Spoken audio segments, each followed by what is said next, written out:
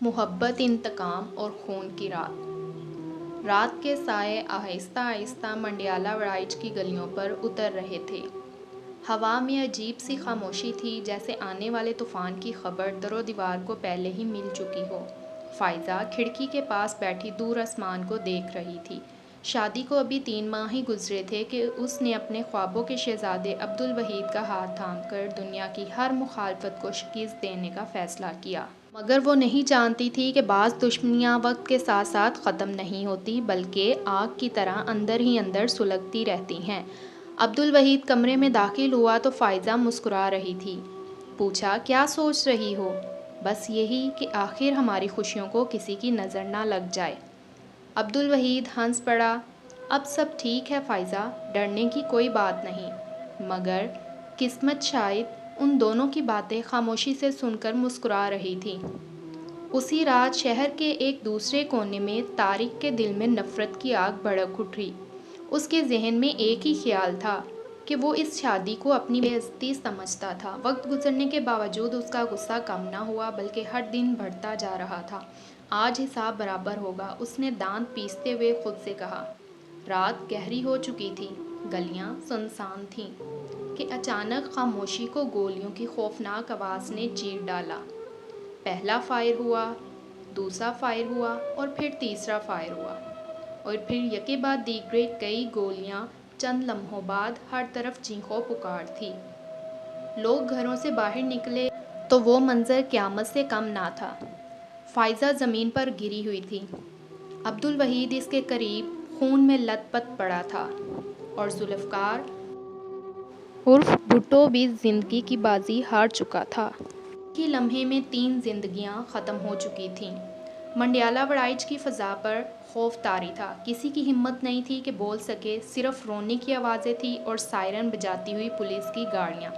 صبح ہونے سے پہلے گوجرانوالہ اس واقعے سے لرز چکا تھا۔ سی پی او ڈاکٹر سردار غیاث گل خان نے فوری اجلاس طلب کیا اور کہا، مجھے قاتل چاہیے، ہر صورت قاتل چاہیے۔ کمرے میں موجود افسران نے ایک دوسرے کی طرف دیکھا۔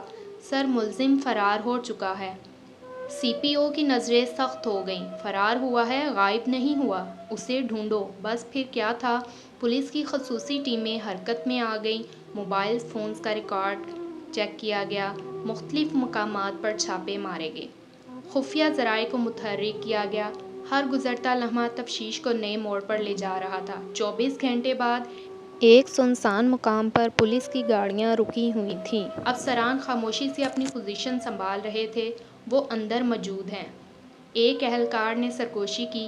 اگلے چند لمحوں میں پولیس نے چاروں طرف سے گھیراؤ کر لیا۔ فرار ہونے کی کوشش ناکام ہو گئی۔ آخر کار ہتھ کڑیاں طارق کے ہاتھوں میں آ گئیں اور وہ سر جھکائے کھڑا ہوا تھا۔ جس شخص نے اپنے غصے اور ضد میں 3 زندگیاں چھین لی تھی، آج قانون کے شکنجے میں تھا۔ بعد ازاں جب میں نے تفتیش ٹیم کی ایک افسر سے گفتگو کی تو اس کی آنکھوں میں کئی راتوں کی جاگ نمایاں تھی۔ اس نے آہستہ سے کہا، کبھی کبھی ایک غلط فیصلہ صرف ایک انسان کو نہیں مارتا، کئی خاندانوں کو برباد کر دیتا ہے۔ میں نے مقتولین کے گھر کا رخ کیا۔ وہاں سناٹا تھا۔ دیواروں پر لگی تصویریں جیسے خاموش زبان میں کہانیاں سنا رہی تھیں۔ فائزہ کی والدہ کی آنکھوں میں آنسو تھے۔ وہ بار بار ایک ہی جملہ دہرا رہی تھی، اگر محبت جرم تھی، میری بیٹی کو ہی کیوں ملی؟ اس سوال کا جواب شاید کسی کے پاس نہیں تھا۔ آج ملزم گرفتار ہو چکا ہے، تحقیقات جاری ہیں، عدالت اپنا فیصلہ سنائے گی، قانون اپنا راستہ اختیار کرے گا۔ لیکن منڈیالہ وڑائچ کی وہ گلی آج بھی خاموش کھڑی ہے، جہاں محبت، نفرت اور انتقام کی جنگ میں 3 زندگیاں ہمیشہ کے لیے ختم ہو گئیں، اور شاید آنے والے برسوں تک لوگ اس رات کو یاد رکھیں گے۔ وہ رات جب محبت خون میں نہا گئی اور لوگوں کے دلوں میں ہمیشہ کے لیے یہ واقعہ خوف پیدا کر گیا۔